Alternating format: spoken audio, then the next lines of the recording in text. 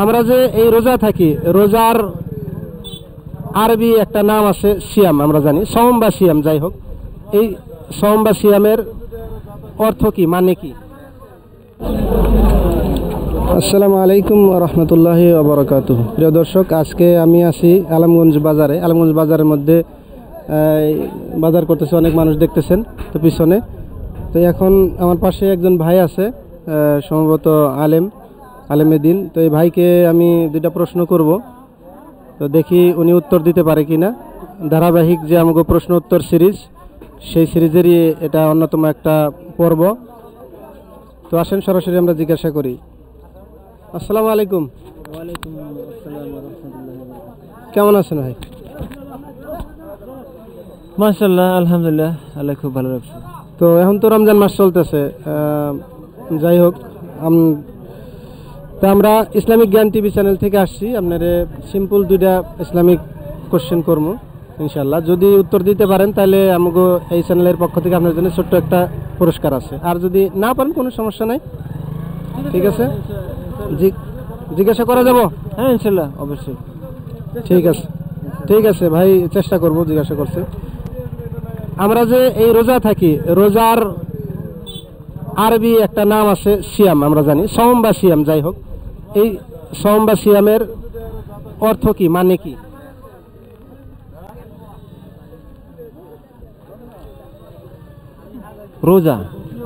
রোজা এবং এটার মাধ্যমে আল্লাহর নৈকট্য যাতে লাভ করা যায় সেটা না, এর যেমন যে কোনো একটা শব্দের একটা আবিধানিক মানে ডিকশনারিক্যালি একটা মানে মিনিং থাকে, ওইরকম একটা সরাসরি মিনিং আছে, এক কথায় মিনিং, যেটা ওই এক কথায় সঠিক শব্দটা আপনার কাছ থেকে আশা করি। যেহেতু আপনি আলেমে দিন, তাহলে সঠিক শব্দটা কোন? রোজা হলো এটারই একটা এমনি নাম, মানে রোজা যেটা বোঝায় বাংলায় যেটা কয়, কিন্তু এর একটা অরিজিনাল অর্থ আছে। ওই অর্থটা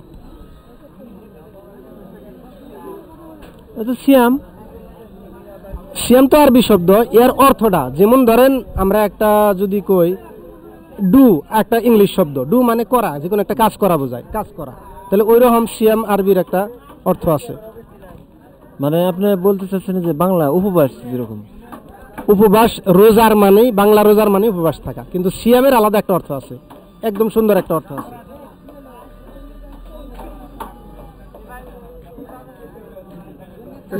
চেষ্টা করেন তো। সিয়াম উপবাস বা না, উপবাসটা হলো রোজা, পানাহার, তারপরে উপবাস, এগুলো হলো রোজারই বাংলা রোজার আরেকটা অর্থ, কিন্তু সিয়ামের একটা আরবি একটা সিয়ামের একটা আলাদা অর্থ আছে, খুব সুন্দর একটা অর্থ আছে। আপনি জানেন, আমার মনে করতেছে আপনি জানেন, কিন্তু হয়তো মনে আসতেছে না। ট্রাই করেন না।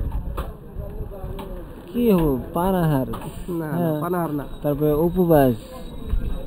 যাই হোক প্রিয় দর্শক, এটা সিয়াম আরবি শব্দের অর্থ ভাই চেষ্টা করতেছে, যদিও মনে পড়তেছে না, কিন্তু আপনারা কমেন্টে অবশ্যই জানাবেন সিয়াম আরবি শব্দ, তার অর্থ কি, বাংলায় কি বলে তাকে, তার অর্থ কি।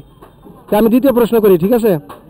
তো দ্বিতীয় প্রশ্ন হলো, নবীজি সর্বপ্রথম মদিনায় গমন করে কোন মসজিদটি নির্মাণ করেছিল?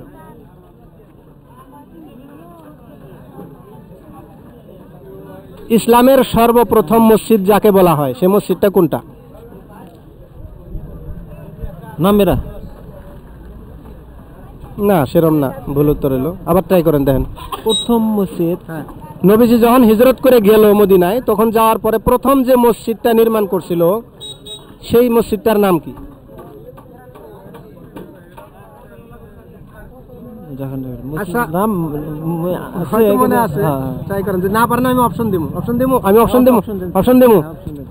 প্রথম অপশন মসজিদে নববী, দ্বিতীয় অপশন মসজিদে কুবা, তৃতীয় অপশন মসজিদে জুমা।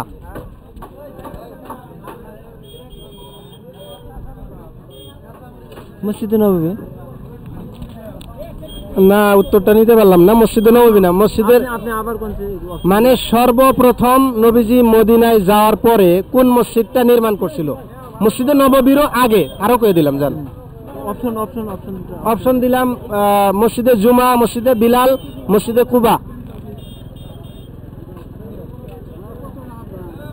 মসজিদে বিলাল, মসজিদে কুবা আর মসজিদে জুমা, এই তিনটার মধ্যে কোনটা হবে? মসজিদে বিলাল।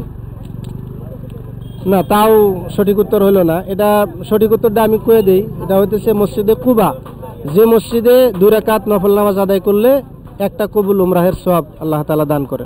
এটা আল্লাহ নবী হাদিসের মধ্যে অনেকবার কইছে। উনি মসজিদে নববী থেকে পায়ে হাইটা প্রায় 5-7 কিলোমিটার দূরে, আল্লাহ দেখাইছে, আমি দেখছি। তো 5-7 কিলোমিটার দূরে ওই মসজিদে উনি প্রত্যেক সপ্তাহে একদিন করে আসতো, শনিবার করে পায়ে হাইটা মসজিদে নামাজ পড়ার জন্য আসতো। মসজিদে কুবা দেখবেন সাদা রঙের একটা মসজিদ আছে, মানে বেলা ভিডিওতে দেখা পাবেন, হয়তো চেষ্টা করলে ইউটিউব ফেসবুকে আছে। তো যাই হোক, আপনার হাতে কথোপকথন করে অনেক ভালো লাগলো, অনেক সময় নষ্ট করলাম। জাযাকাল্লাহু খায়ের। আল্লাহ আপনার মানে হায়াত দারাজ করে দেখনি খায়ের, আর দোয়া করবেন আমার জন্য যাতে